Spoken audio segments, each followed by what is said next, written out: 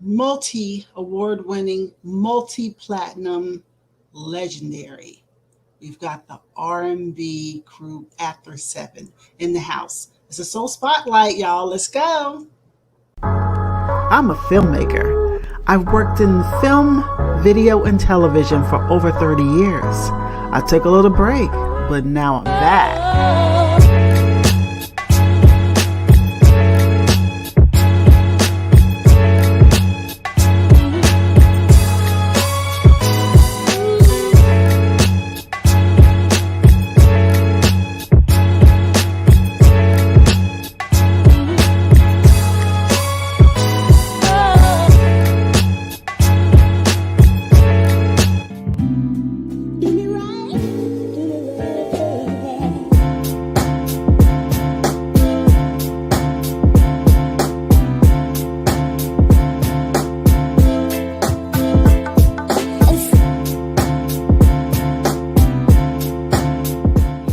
Welcome to another edition of Art Imitates Life. I'm Tanya Dixon, and I'm in the greatest place to be on the Soul Spotlight. You know how we do. We're always talking to a lot of people out there in the world with music and or entertainment or some type of thing, business, all the things that are going on that you love and all the movers and shakers and all that. So today, no different. A group that I've been waiting to speak to for years will be in the house with me. As I said at the top of the show, multi-award winning, multi-platinum, and they're definitely legendary. After 7 is here. So y'all sit back, relax. We'll be back to kick it all off in just a few moments. Art Imitates Life with Tanya Dixon is being sponsored by Tandyland Global, bringing your multimedia dreams to life.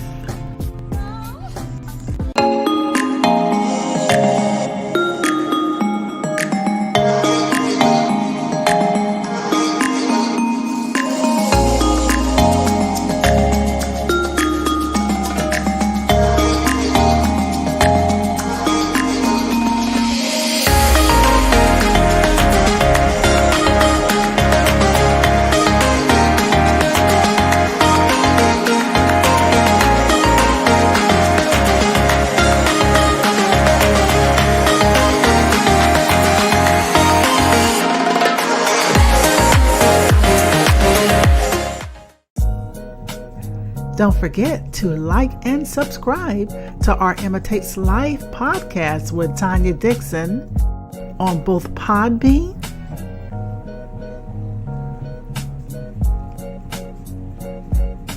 and on YouTube.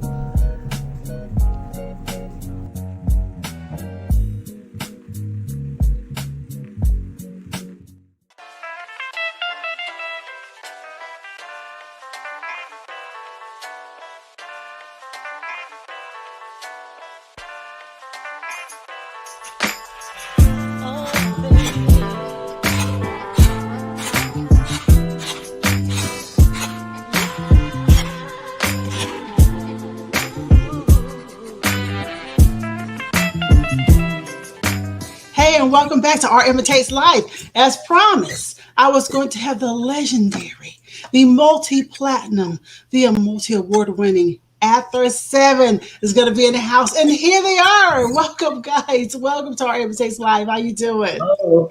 Hi. Hi. How you doing? How's it all going? Doing back out there, doing your whole thing again, just in general, before we dig in? Tell me how things are going for you. We're doing phenomenal. I mean, we really feel blessed to have put ourselves in this position despite the adversities of COVID. But it seems like we know, as usual, God has been guiding our efforts over the last couple of years, keeping us safe from COVID individually and collectively, but also blessing us with this opportunity to come and put together a new project and present it, and it's being pretty well received. So we're wonderful. We're bubbling over.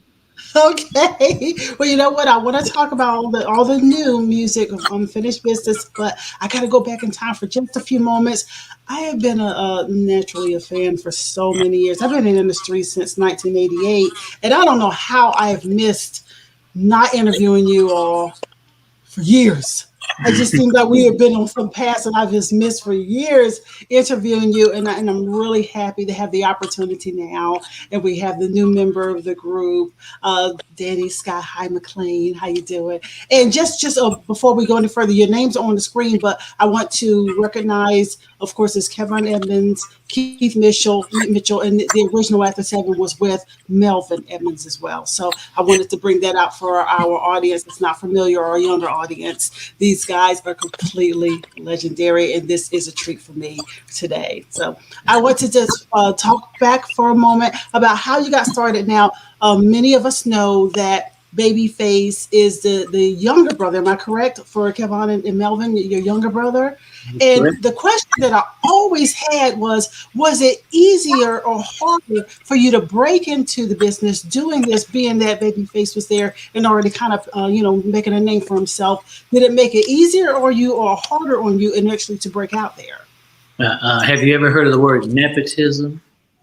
Yes. It's a beautiful word when it works in your behalf. Okay. So, I'll just share with you, we all had a yearning and love for music, but being back in Indiana, I don't think that there was any real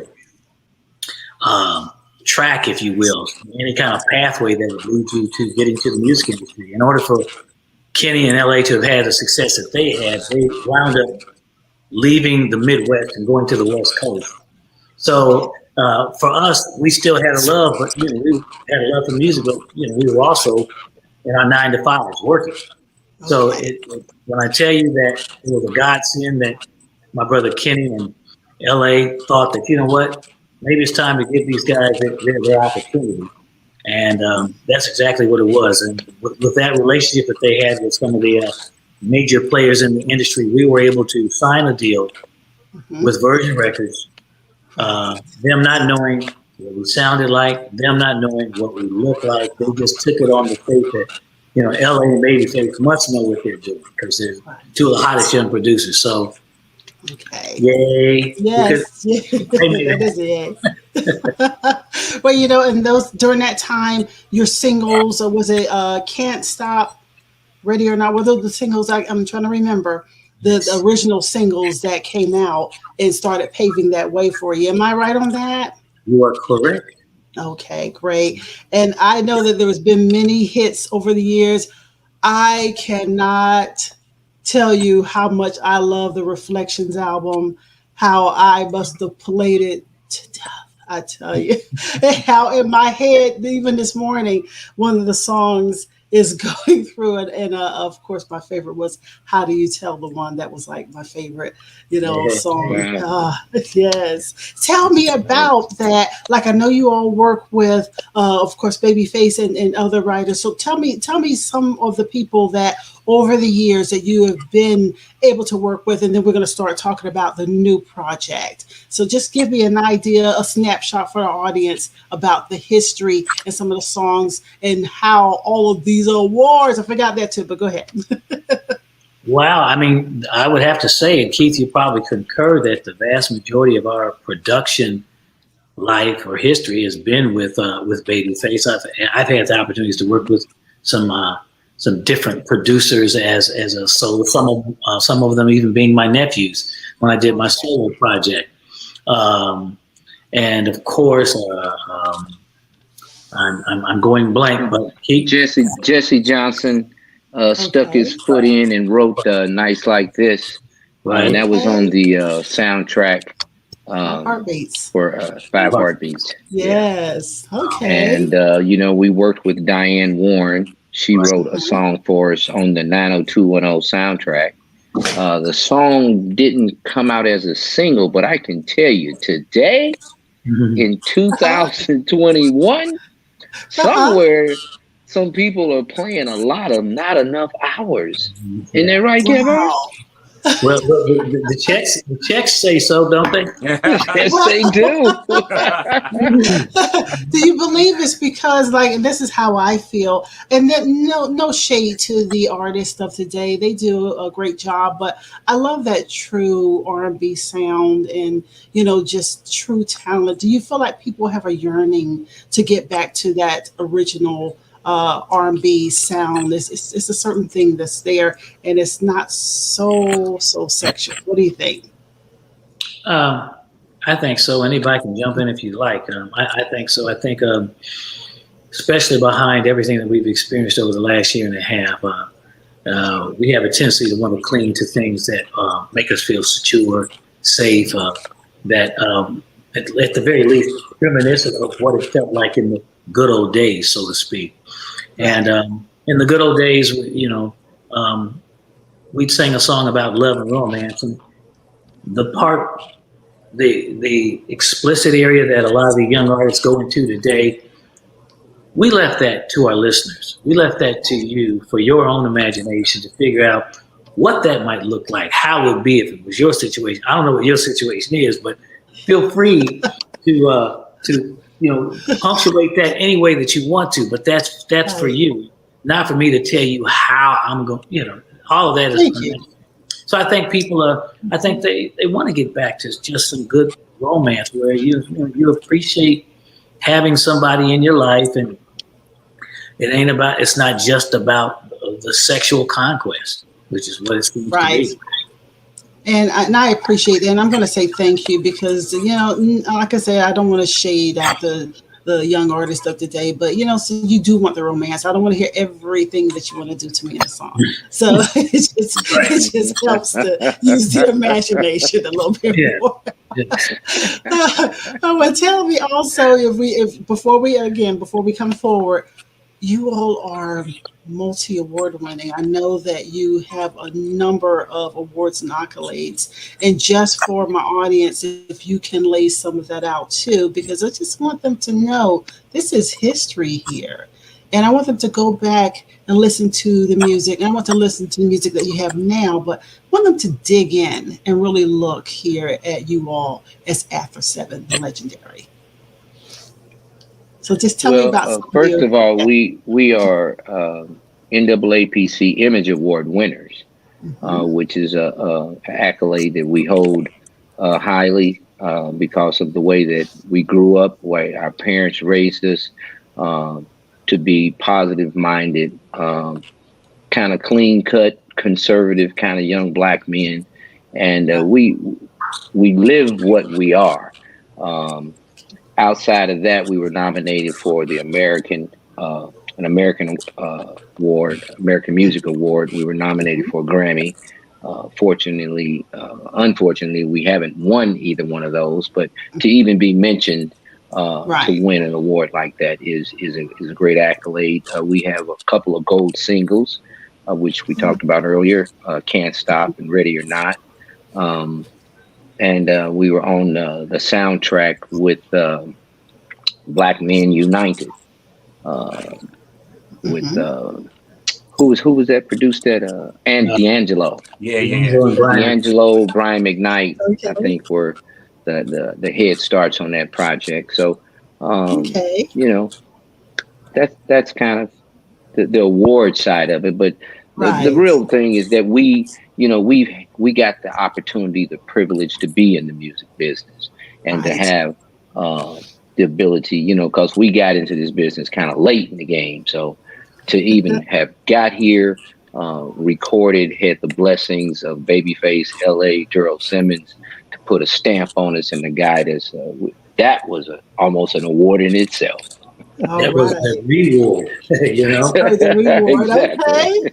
Okay. Well, you know what? I want to travel forward. First, I want to talk about, because I want to get ready to bring Danny. We like Sky High or Danny. What do you want me to call you? It's whatever floats your boat. All right. Well, as you. Okay. Thank you. You all took a hiatus for a little while.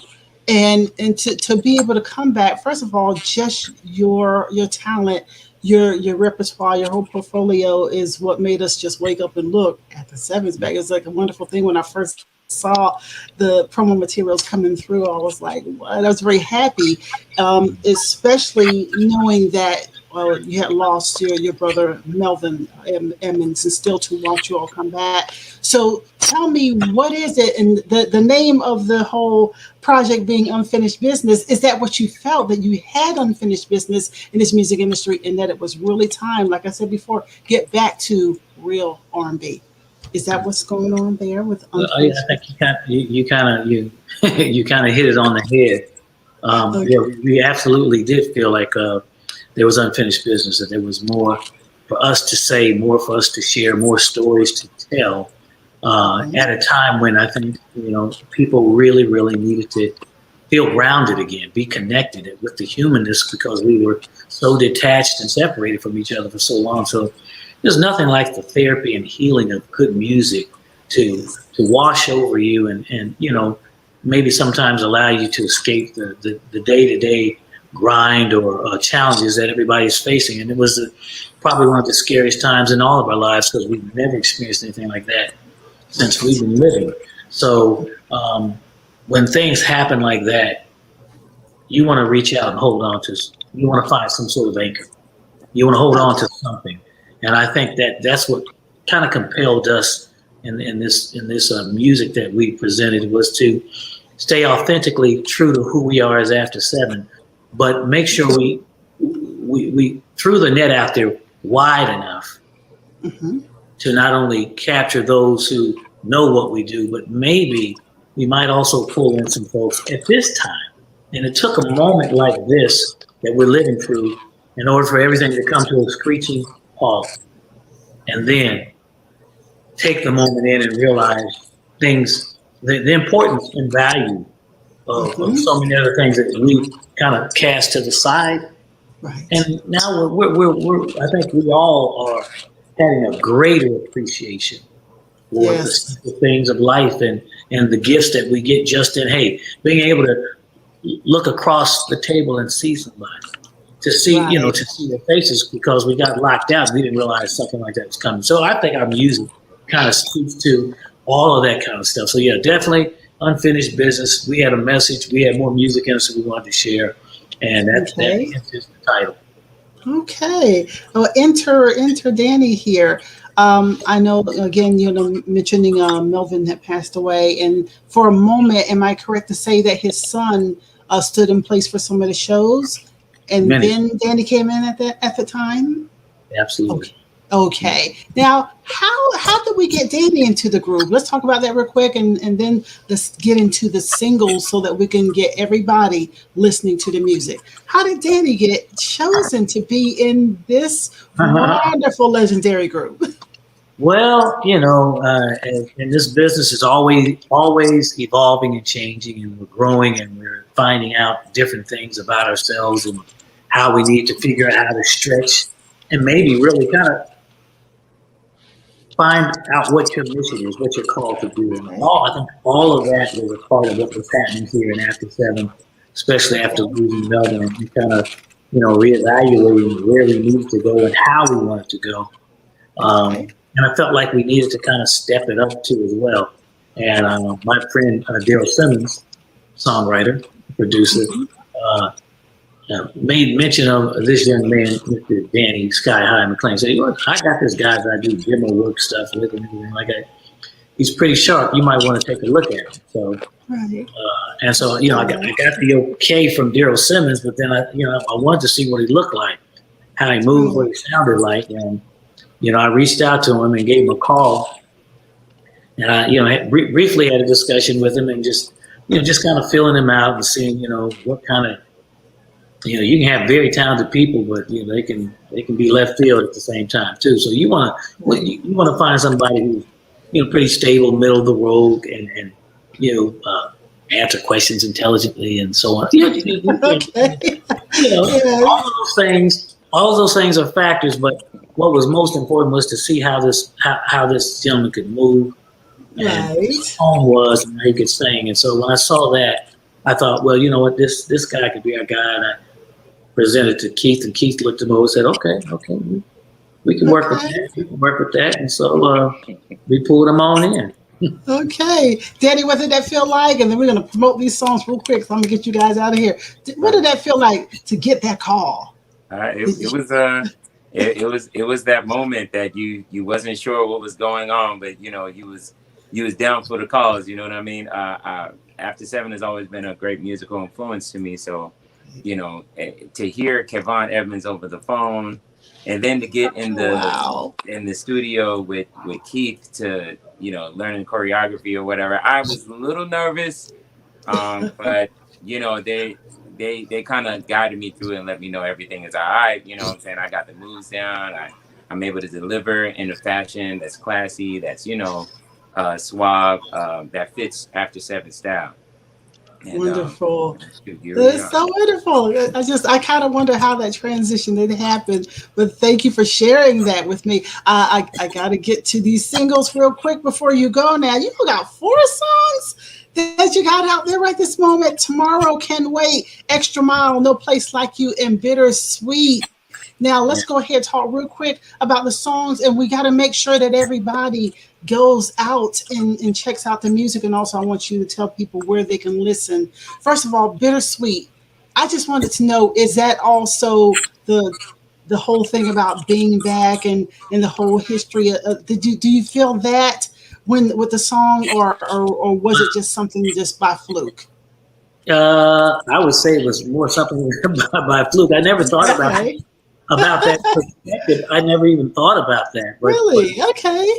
I guess for me, I thought about how it could be your whole history and then being back and doing what you love. And it's a little different, but you are doing what you love again. And so that's when I first saw that and I was listening, I was like, okay, it just came to mind. Yeah, I'd let you put that stamp on me if it was true, but I can't let you do that.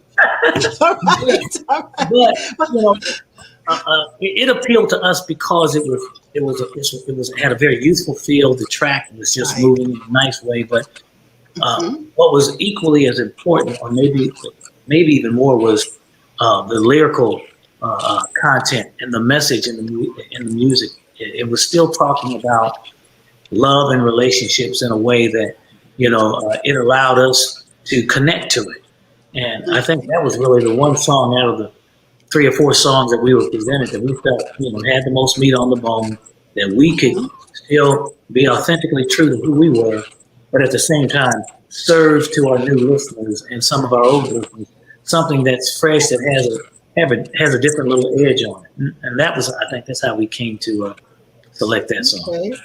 Okay. Well, guys, tell us how the audience can pick up, get the music and everything, where they can find it. And then I gotta get ready to let you go. I can't believe that I have already gone through this interview so quickly. I've been waiting to talk to y'all for years. So we got to plan a time to come back together. So we can do that. So let's tell the audience where they can find your music. Sure.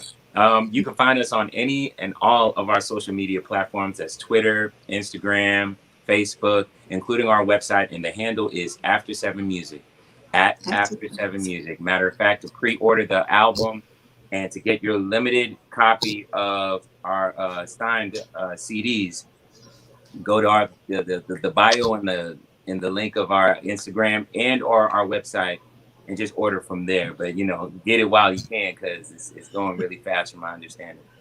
Wonderful. And I'll make sure that I put all that in the description, along with social media that I got from Raphael. So I'll make sure that everything is there. Okay. But I thank you so much for taking the time to be here. I know I gotta let you go. It's killing me. But I really hope that there's a time that we can come back together where I can really talk to you a whole lot more. You have so much history that I wanted to dive into, because I have been a lover of your music for so many years. Okay. So I wish you continued success and so much success on Unfinished Business, because y'all got unfinished business right now. All right. Thank you. We appreciate it. Yeah, thank you. Oh, no problem. Thank you for your time. Are you all out there? You just stay tuned. We'll be back at the end of the show in just a few moments.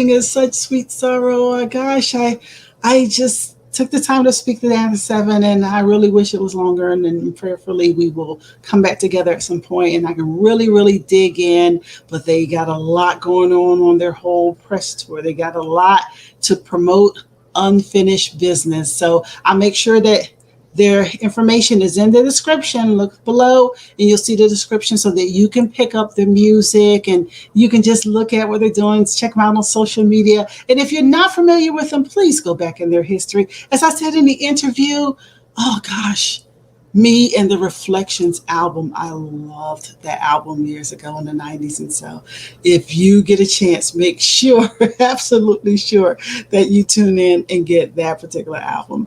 But I've enjoyed having them here today. And again, like I said before, hopefully we'll be back together again soon. All right. Well, that's it for the Soul Spotlight here on AIL. Don't forget, every Friday night we got the Living Room Live. And those people are crazy. I love them. I just love them. So we're going to be in the Living Room Live. So stay tuned. And of course, we'll be back with more Soul Spotlights as the days progress. We'll try to do them once or twice a week, and you can get some of your favorite people in here for interviews. All right. Well, thanks again for joining us. But before we go, wait a minute. Here's our social media. We hope that you have enjoyed this episode of Art Imitates Live with Tanya Dixon. So be sure to like and subscribe. And also check us out on all of our other social media.